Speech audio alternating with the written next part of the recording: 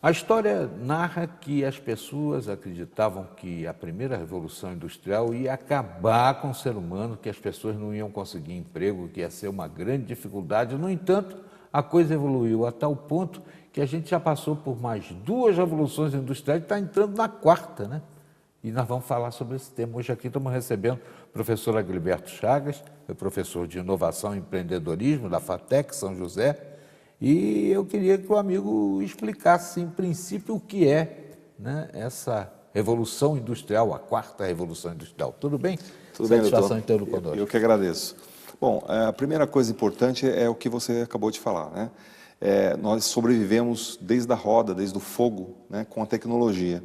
Então, nós fomos evoluindo e cada vez que nós evoluíamos para um novo estado da tecnologia, novas necessidades se faziam presente e nós usamos isso para alavancar até o que nós temos hoje, né? Então, assim, a quarta revolução industrial que está sendo colocada aí pelos especialistas, pela indústria, por toda a sociedade, é o uso intensivo em sistemas digitais. Por exemplo, você tem hoje os controles de carro, casa. Você tem hoje a integração de diversos dispositivos, sistemas públicos de transporte, tudo isso por um smartphone. Você aqui do estúdio pode acessar o que está acontecendo na sua casa, pode ligar seu carro, pode controlar as pessoas que trabalham com você, pode ligar equipamentos à distância, enfim. Esse uso intensivo de digitalização é o que nós chamamos aí de a quarta revolução industrial. Outro dia eu fui ver um carro, o carro entra sozinho na vaga. Hoje já tem esses dispositivos. Mas né? já tem carro até que anda sozinho na rua. Sim, os carros autônomos, né? Eles já estão aí sendo testados e obviamente, daqui a pouco você vai ser comum olhar aí na rua a existência desses carros aí. Agora, professor, uma preocupação que assalta aí as pessoas, deixa todo mundo em pânico, deprimido, né? É que essa tecnologia está suprimindo espaço para a mão de obra.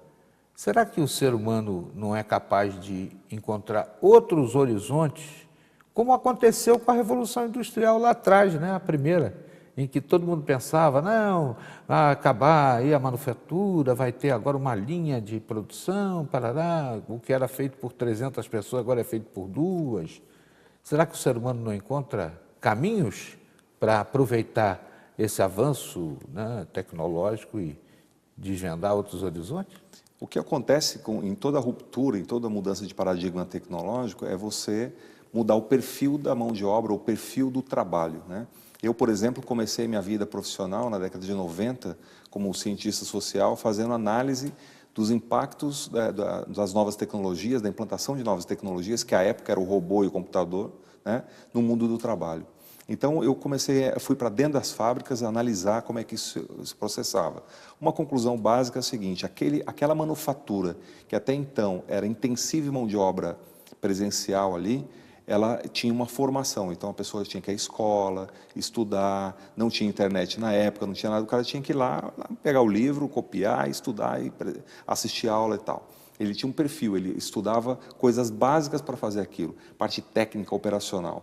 Hoje, o que está acontecendo? Esse perfil está sendo substituído por pessoas com um maior poder de elaboração mental, de lógica, de linguagem, né? Então, as universidades, as escolas vão ter que preparar uma nova mão de obra para atuar mais na operacionalização desses dispositivos digitais, que requerem um pouco mais de lógica do que no passado. Investir numa formação em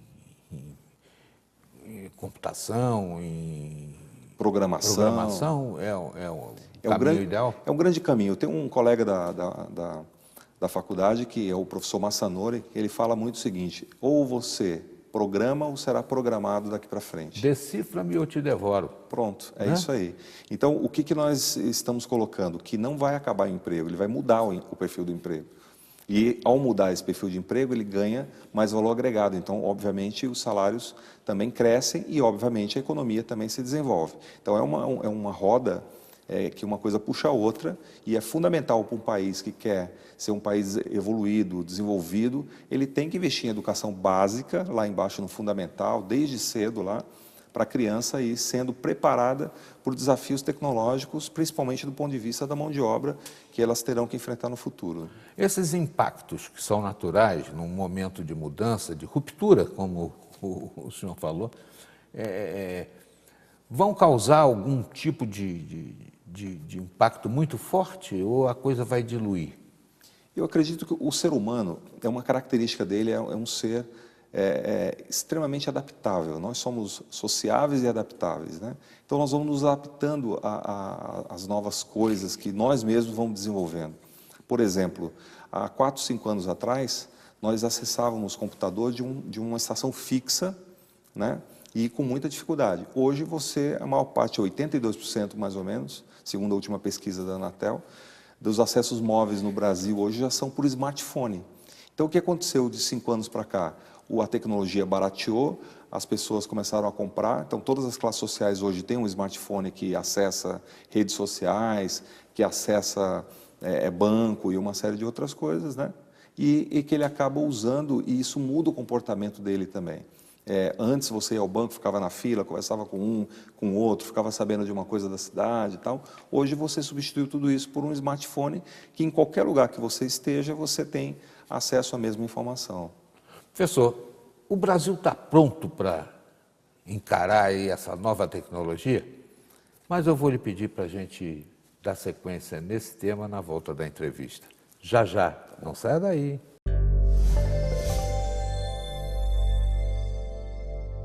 Você está preparado para a 4ª Revolução Industrial? Está em pânico? Não há motivo para isso, não. Nós estamos conversando aqui com o professor Agriberto Chagas, ele é professor de Inovação e Empreendedorismo da FATEC de São José dos Campos e já nos mostrou aqui que o ser humano tem uma capacidade grande de adaptação, mas tem lá suas reservas na hora de uma mudança, né? Fica assim meio reticente. O ser humano está preparado ou vai se preparar, mas e o Brasil? Está preparado para as inovações, professor? Excelente pergunta, viu, doutor? O Brasil ele perdeu algumas janelas de oportunidade na tecnologia. Nós perdemos uma janela, por exemplo, da microeletrônica, né? Perdemos a janela da energia nuclear, perdemos algumas janelas que estão nos fazendo falta agora nesse novo momento de competição entre os países. E essa janela foi perdida em grande parte por conta da nossa opção por educação. Há 30 anos, 40 anos atrás, países como Coreia do Sul, Singapura, que tinham os mesmos tipos de crescimento do Brasil, os mesmos indicadores de crescimento do Brasil, optaram por formar pessoas desde para a infância, com 7, 8 anos ali, a criança vem sendo formada e preparada para isso. Eu não sou contra o nacionalismo, não, mas eu acho que na época o Roberto Campos, com aquela história de um computador Saci Pererê, aquela história de cobra, não sei o que mais lá, eu acho que atrasou bastante o nosso desenvolvimento nessa área. Hein? Eu acredito que a grande opção que o Brasil fez foi por um ensino superior. E as pessoas aprendem, nós seres humanos, nós aprendemos a formar a cognição, a lógica, a linguagem, lá atrás, quando somos ainda novinhos, né? É como um computador de memória vazia. Você vai enchendo ali dentro com informação e daí para frente que ele vai processar a informação que você quer, que você precisa. O ser humano é assim. Lá embaixo, quando ele tem 5, 6 anos, ele começa a formar a cognição e é ali que você tem que dar reforço na educação, não só do ponto de vista formal, a matemática, línguas, física, química, todas as disciplinas das ciências, mas principalmente a comportamental, a questão a que leva a uma atitude mais proativa, a trabalhar em equipe, a ter resultados, a ter a lógica orientada para resultados, né? E hoje o Brasil não teve essa opção. Para se ter uma ideia, pesquisa recente, mundial, com 70 países, nós estamos nas últimas posições em linguagem e matemática e lógica. Então, o que precisa com a 4ª Revolução Industrial, onde você tem recursos intensos, né, em disciplina, em lógica, em sistemas digitais, linguagem, para você entender e se comunicar? Precisamos de todas essas competências e hoje a gente está com essa falha, com esse gap. Então, hoje, o Brasil, se tiver um crescimento do PIB acima de 3%, nós vamos ter um apagão de mão de obra técnica e vamos ter que importar mão de obra ou perder novas oportunidades, como nós perdemos aí na microeletrônica, semicondutores, energia nuclear, como eu falei. As garotadas aí de 3, 4 anos já está lá no... Eles já nascem nesse ambiente, né? Nós tivemos Isso mais é bom? dificuldade. E eu acredito que isso não existe bom ou ruim, isso é necessário, né? É como foi, eu imagino que em todas as rupturas tecnológicas tem o lado bom e o lado ruim, mas tem o lado necessário que a gente não tem como fugir. Essa é a racionalidade que nós precisamos ter. Hoje a criança, até os pais aí que estão nos assistindo, precisa dosar, mas precisa também entender que é necessário para que ele entre no mercado competitivo, para que ele entre com uma boa preparação, que ele use a tecnologia, obviamente com bastante cuidado para não passar por conteúdos inapropriados, mas é um mal necessário. Professor, o que pode acontecer com quem não seguir aí essa trilha evolutiva, ou seja, perder o bonde da história, como o pessoal costuma falar? A coisa que eu mais tenho preocupação como profissional da área aí é sempre a questão do desemprego estrutural. Quando nós não nos adaptamos ou não nos preparamos para ficar competitivo no novo cenário, a gente fica para trás e depois a gente não consegue recuperar. Eu dou um exemplo muito claro, né?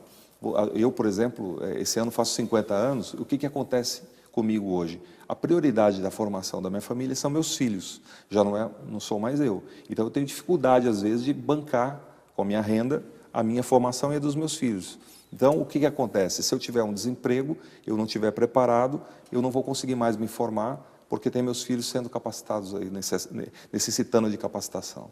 Então, esse é o gap que a gente chama de desemprego estrutural. Esse desemprego estrutural, o país pode realmente sofrer bastante com o seu futuro aí, se a gente não tomar cuidado. Então, a gente precisa estar sempre olhando as tendências, estudando. Mesmo hoje tem ensino à distância, tem várias outras ferramentas que nós podemos usar para justamente não ficar defasado e perder as oportunidades. A rede pública, por exemplo, ela está aparelhada, está equipada para dar esse plus que a sociedade precisa? Do ponto de vista de recursos, nós vimos aí nessas pesquisas que eu acabei de citar, que o recurso para formação de mão de obra, para formação de profissionais aí, ela é adequada assim no Brasil, tem recurso. O problema do Brasil, que é um mal endêmico, é a gestão, né? As prioridades de uso do recurso, elas são tem erros muito grotescos, né? Por exemplo, mais de 85% hoje da verba de educação, ela fica no meio e não no fim. O fim da educação é sala de aula, professor, aluno ou sistemas educacionais, ferramentas e tal, e não na burocracia, nos desvios, construção de prédios e coisas que realmente nós sabemos que o fundamental é lá na ponta, onde está o ser humano sendo educado. Quero agradecer ao professor Agilberto Chagas, é professor de Inovação e Empreendedorismo da FATEC, esteve aqui conosco, desmistificou essa história da quarta revolução industrial e deixou para você a mensagem de que não deve perder o bonde da história e deve se preparar, ao invés de ficar acomodado e achar que está tudo perdido.